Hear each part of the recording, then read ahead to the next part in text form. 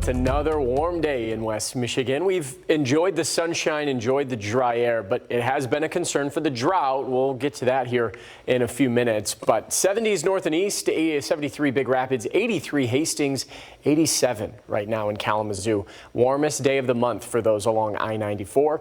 And dew points are the highest they've been this month. Kind of a summer feel out there. 62 degrees for a dew point in Grand Rapids, as high as 66 in Hastings. Has made for a beach day. There's a handful of people out there. It's a nice Friday evening. A few boats in and out of the channel. Be a great day to be out on the water. Great view of the sunset as well. There are some high clouds on the horizon from that approaching system, and it will add a little vibrancy to it. We'll enjoy partly clear skies tonight. Quiet conditions in through Saturday morning. Really around mid-afternoon is when things will start to change. We'll graze 80 degrees tomorrow for most, with clouds and rain building in later in the day, especially after 3-4 o'clock along the lakeshore. On and off showers on Sunday. Could see a few thunderstorms. They'll be weak and non-severe, but could allow for an isolated downpour, which is much needed in the West Michigan area. Overnight lows tonight as those high and mid-level clouds start to stream in. We'll be in the mid to upper 50s, and a few areas will hover around 60 degrees once again. So we are looking at some milder air overnight tonight. One more, and then again, temperatures will continue to start to tail off. So the system out to the west, that stalled front is going to switch back into a warm front after a weak cold front passed through yesterday. We've kind of been hovering around the edge of this system. We're now going to get a definitive warm front here. That's where that moisture is going to come in. So we'll see some clouds here tonight, tomorrow morning.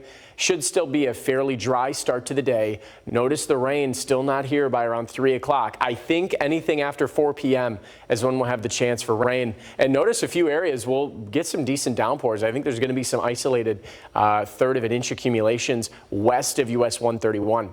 The greater chance for rain on Saturday is west of 131. If you're out towards Lansing, Hastings, Ionia, you won't see as much rain until you get to Sunday, which you can see here. Scattered showers and a few weak thunderstorms are going to fill in through the midday.